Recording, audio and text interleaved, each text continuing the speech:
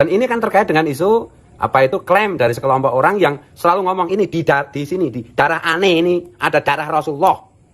Gitu loh, Rasulullah itu kakek aneh apa kakek ente? Selalu ngomong kayak gitu dan sambil merusak agama. Menghancurkan ajaran-ajaran Rasulullah. Gitu loh. Makanya kalau you bilang di darah you ada darah Rasulullah, tes DNA, wajib itu.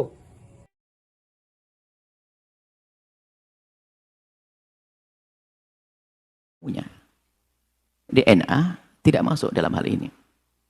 Dan justru bahaya sekali kalau sudah orang masuk pembahasan-bahasan seperti ini. Urusan nasab jangan dihubungkan dengan urusan DNA. DNA baru berguna nanti adalah misalnya untuk masalah kejahatan, untuk mencari atau untuk mengetahui tentang bukan urusan nasab. Kalau nasab sudah ada di dalam Islam, hati-hati, bahaya sekali nanti. Sebab kalau DNA itu nggak kenal akad nikah, biarpun nggak nikah, DNA bisa saja nyambung, nggak ada pernikahan. Sementara di dalam Islam ada namanya pernikahan yang sah.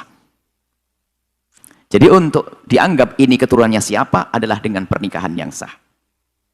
Makanya menentukan nasab adalah dengan istifadhah. Misalnya di kampung itu sudah didengar bahwasanya si A anaknya si B. Sudah, jangan banyak tanya.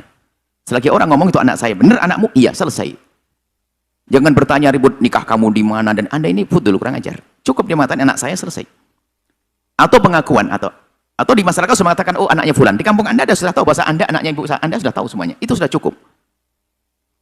Jangan sampai ada gerakan ini, ada gerakan di kampung ini adalah penentuan nasab, jangan-jangan salah ini DNA, bahaya itu. Akan merusak, bisa taktil nusus, menghentikan nas-nas. Maka jangan urusan dengan itu. Tidak tahu apakah betul ada, tidak ada. Dari mana? Mulai kapan ada penentuan nasab DNA? Enggak mungkin ada. Syariat sudah sangat jelas. Pernikahan yang sah, biarpun itu pernikahan di luar Islam, sebelum orang masuk Islam, pernikahan non-muslim dengan non-muslim diakui nasabnya dalam Islam. Seorang Nasrani dengan Nasrani, pernikahan yang sah menurut agamanya, keturunannya dianggap sah. Jadi dengan pernikahan nanti yang benar.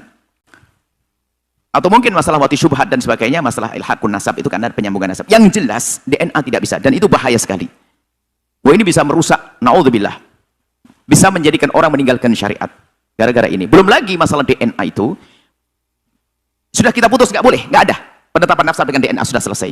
Akan tapi kita melihat permasalahan DNA, bisa saja tentang alatnya mungkin tidak akurat atau tidak benar atau rusak dan sebagainya. Kemudian orang yang menangani mungkin tidak jujur dan sebagainya. Itu bisa jadi begitu, akan tapi tidak sampai ke situ deh. Anggap saja menangani jujur, benar, alatnya paling hebat dan sebagainya, tetap tidak bisa untuk menetapkan nasab. Untuk qarinah tentang untuk satu hal sah, tapi untuk menentukan nasab tidak boleh. Apalagi sampai membatalkan nasab, naudzubillah, qadzaf. Membatalkan nasab, orang ini bapaknya ini dikatakan tidak sah gara-gara DNA. Anda sudah datangkan siapa bapaknya? Kalau tidak ada dicabut 80 kali. Hati-hati. Jangan main-main DNA. Anda misalnya sudah tentu, Anda anaknya si fulan. Kemudian saya kok iseng, langsung cari DNA. Wah, nggak benar kan DNA? Nggak bisa. Kalau ini bukan bapaknya siapa? Ayo. Kalau kita tidak bisa menentukan, maka saya dicambuk. Hati-hati. Intinya, jangan main-main DNA deh.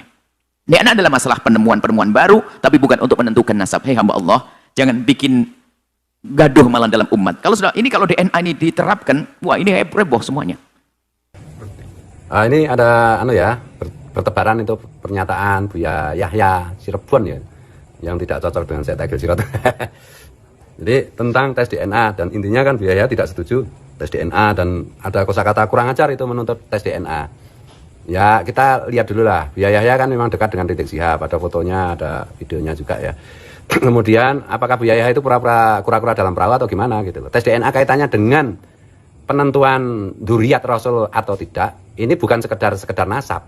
Sebelum nasab, jadi kan gini logikanya, nasab kan ditentukan oleh pernikahan, DNA-nya sama. Kalau di luar pernikahan, di dalam salah satu versi fikih Islam itu tidak dianggap bernasab kan gitu. Nah ini kaitannya itu begini, entah bernasab entah tidak, DNA-nya itu aja belum terbukti. Dan ini kan terkait dengan isu apa itu klaim dari sekelompok orang yang selalu ngomong ini di sini di darah aneh ini ada darah Rasulullah. Gitu loh, Rasulullah itu kakek aneh apa kakek ente? Selalu ngomong kayak gitu dan sambil merusak agama. Menghancurkan ajaran-ajaran Rasulullah. Gitu loh.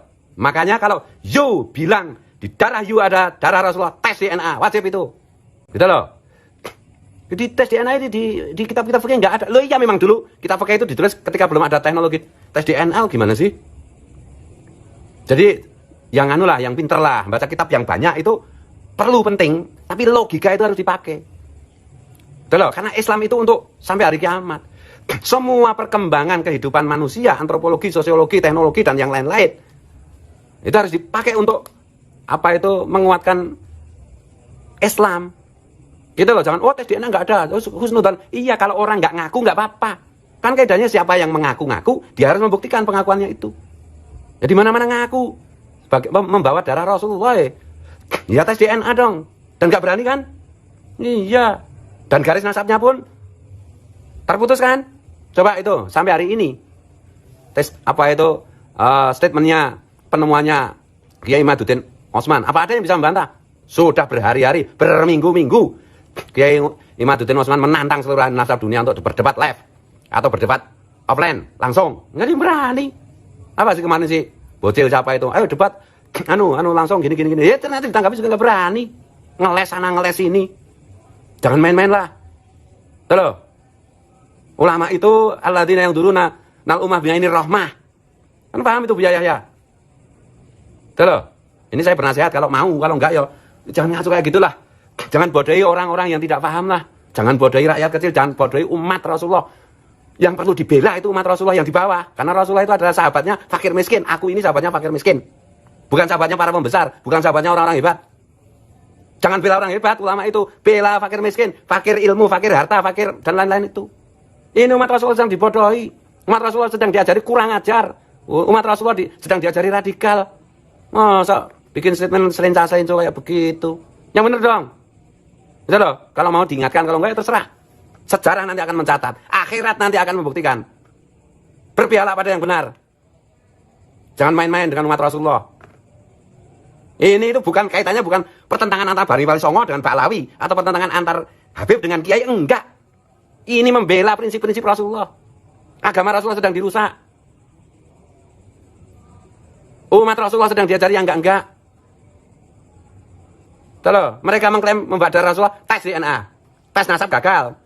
Dengan pernyataannya, dengan penemuannya Kiai Imaduddin Osman. Tes DNA. Siapa tahu nanti ada juga.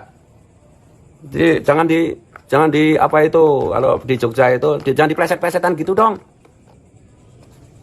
Ya. Kalau mau, kalau enggak nanti di akhirat kita ketemu. Kita putus, nggak boleh, nggak ada. Penetapan nasab dengan DNA sudah selesai. Akan tapi kita melihat permasalahan DNA, bisa saja tentang alatnya mungkin tidak akurat atau tidak benar atau rusak dan sebagainya. Kemudian orang yang menangani mungkin tidak jujur dan sebagainya. Itu bisa jadi begitu, akan tapi tidak usah sampai ke situ deh. Anggap saja menangani jujur, benar, alatnya paling hebat dan sebagainya, tetap tidak bisa untuk menetapkan nasab. Untuk qarinah tentang untuk satu hal sah, tapi untuk menentukan nasab tidak boleh. Apalagi sampai membatalkan nasab, naudzubillah, qadzaf. Membatalkan nasab, orang ini bapaknya ini dikatakan tidak sah gara-gara DNA. Anda sudah datangkan siapa bapaknya? Kalau tidak ada dicabut 80 kali. Hati-hati. Jangan main-main DNA. Anda misalnya sudah tentu, Anda anaknya si fulan. Kemudian saya kok iseng, langsung cari DNA. Wah, nggak bener kan DNA? Nggak bisa. Kalau ini bukan bapaknya siapa? Ayo. Kalau kita tidak bisa menentukan, maka saya dicambuk. Hati-hati. Intinya, jangan main-main DNA deh. DNA adalah masalah penemuan-penemuan baru, tapi bukan untuk menentukan nasab. Hei hamba Allah, jangan bikin gaduh malah dalam umat. Kalau DNA ini diterapkan, wah ini heboh semuanya. Sementara, lihat, di dalam Islam itu ada tentang saksi, dalam urusan kejahatan, perzinaan, 4 saksi, banyak hal. Macam-macam, jadi harus hati-hati penentuan. Menafikan nasab pun dalam Islam harus hati-hati. Nggak gampang menafikan nasab. Dalam urusan li'an misalnya, menafikan nasab hati-hati. Menentukan nasab adalah ada rambu-rambunya. Maka ingat, kalau sudah kita yakini bahasanya orang itu nasabnya sambung, sudah, Anda jangan banyak tanya. Jangan Anda meragukan. Kalau Anda meragukan, Anda menuduh dia berzina. Naudzubillah. Nuduh orang berzina adalah dosa. Ya, mohon maafin. Saya tidak tahu apakah betul masalah DNA. Dari mana masalah DNA? Ini aneh sekali, nggak masuk pembahasan para ulama nggak akan membahas masalah itu sebagai penetapan nasab. Tidak akan ada. Karena apa? Bukan begitu cara menetapkan nasab. Bahkan itu kalau diterapkan malah membahayakan. Sehingga besok bisa tergerakan di kampung ini adalah tes DNA. Waduh, kacau. Orang deg-degan. Biarpun yang nikahnya benar, nggak ada masalah, pasti deg-degan. Dan bukan begitu Islam. Hati-hati ya, mohon maaf lah. Nggak mungkin, saya tidak percaya. Mungkin Anda salah. Nah, mana ada penentuan nasab dengan DNA? Mana? Nggak ada itu semuanya. Penentuan nasab adalah dengan istifadah. Kalau sudah di kampung itu anaknya dia, maka itu selesai. Jadi tidak diperkenankan sama sekali menentukan nasab dengan DNA sama sekali. Dan tidak perlu kita masuk ke wilayah itu.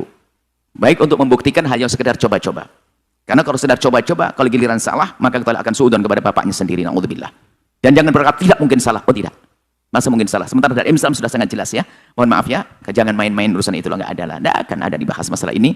Semoga Allah menjaga kita pada sesama tetap indah husnudzon. Jangan sampai kita duga tetangga kita zina, itu zina, DNA-nya nggak cocok, terus zina, naudzubillah, bahkan rancuh dunia ini dengan hal yang semacam itu. Cukup syariat Islam adalah indah, menjaga semuanya, insya Allah. Jadi kesimpulannya tidak perlu dan jangan sampai yang demikian itu. Termasuk dulu kita pernah sampaikan, mengetes tentang keperawanan, tidak boleh itu semuanya. Tes DNA, tes nasab gagal. Dengan pernyataannya, dengan penemuannya Kiai Maduddin Osman, tes DNA. Siapa tahu nanti ada juga. Jadi, jangan di apa itu, kalau di Jogja itu, jangan dipleset-plesetan gitu dong.